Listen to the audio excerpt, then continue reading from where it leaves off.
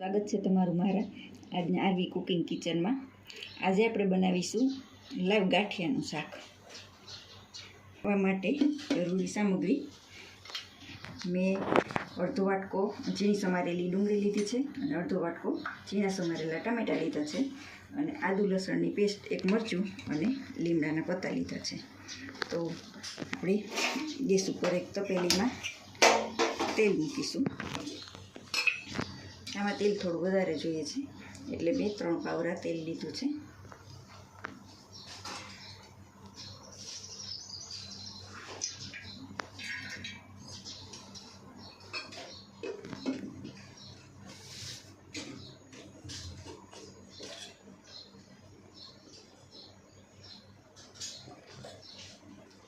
તેલ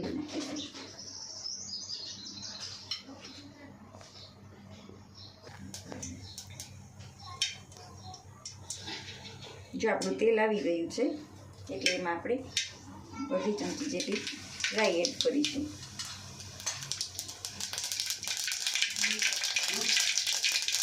5 ચમચી હિંગ નાખીશું। 1 ડાળી લીમડાનું નાખીશું। પછી આદુ મરચું અને લસણ નાખીશું। ત્યાર પછી તેમાં આપણે આ ડુંગળી નાખીશું। ત્યાર પછી તેમાં આપણે ટમેટાં સમારેલા નાખી દઈશું।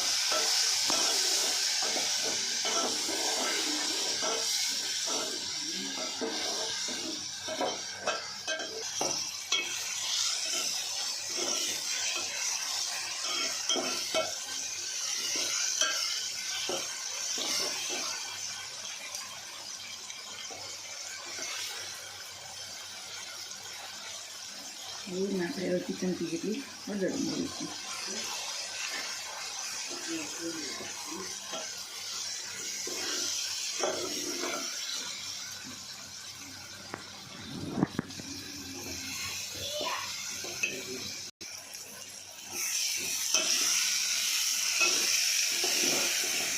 તેમાં આપણે 1 ચમચી જેટલી કાશ્મીરી લાલ મરચું નાખીશું।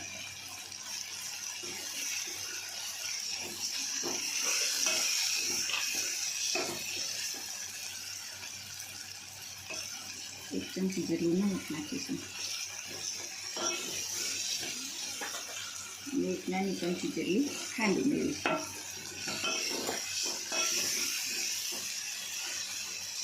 સરસ એકરસ થઈ ગયું છે એટલે હવે તેની અંદર આપણે 2 વાટકી જેટલી ખાટી છાશ ઉમેરીશું।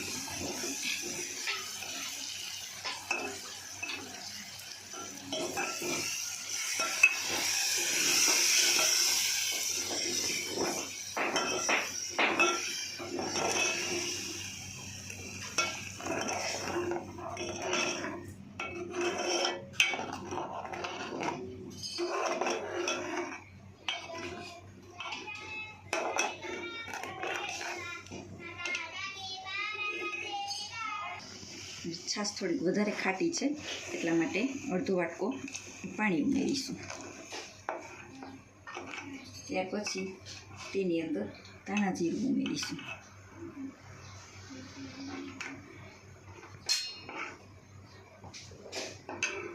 હવે આપણી આ ગ્રેવી ઉકળી જાય ત્યાં સુધીમાં આપણે ગાંઠિયા બનાવવા માટે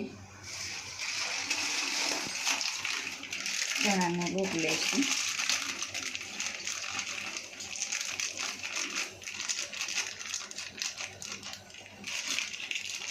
અને 1-1.5 ચમચો જેટલો ચણાનો લોટ લીધો છે।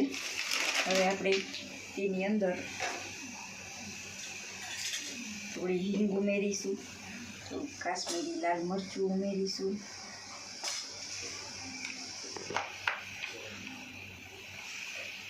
પાંચ ચમચી જેટલું નમક ઉમેરીશું। હવે થોડું ધાણા જીરું ઉમેરીશું।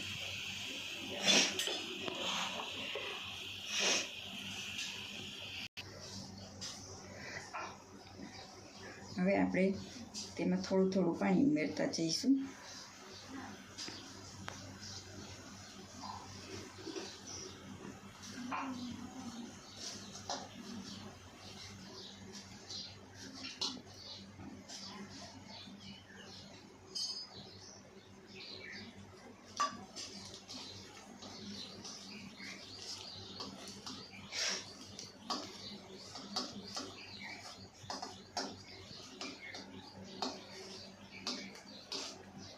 આપણે ગાંઠિયા માટે લોટ તૈયાર કરી લીધો છે. ત્યાં આપણે હવે ગ્રેવી પણ ઉકળી ગઈ છે.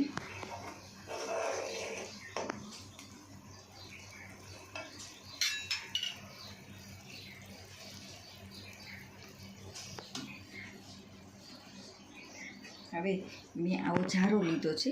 તમારી પાસે જારો હોય તો જારામાં પણ કરી શકો છો અને ચાળણીમાં પણ ગાંઠિયા પાડી શકો છો.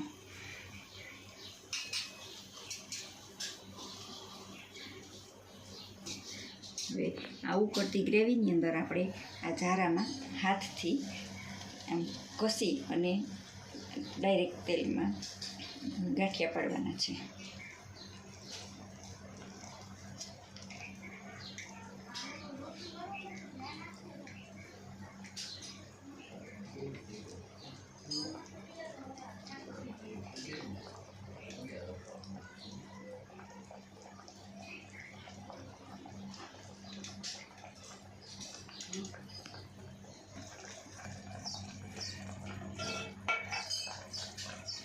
આપણે આમાં ગાંઠિયા પાડી લીધા છે.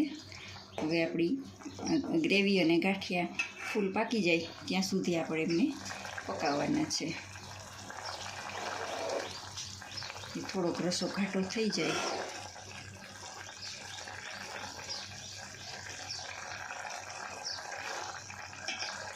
આપણો રસો હજી થોડોક પાતળો છે એટલે ફૂલ ગેસ ઉપર એમને થોડીક વાર માટે આપણે પાકવા દઈશું.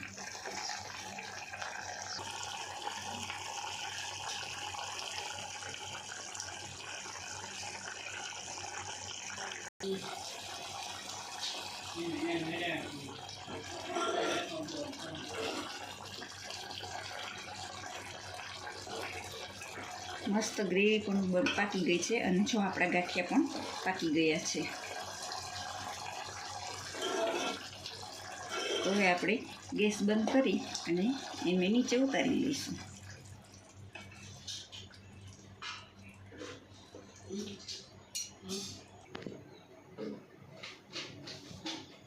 તો તૈયાર છે આપણું ગાંઠિયાનું શાક. આપણે એને સર્વ કરીશું. ગાંઠિયાનું શાક બાજરાના રોટલા અને દહીં જોડે બહુ સરસ લાગે છે. તો તૈયાર છે આપણો બાજરાનો રોટલો, ગાંઠિયાનું શાક અને દહીં.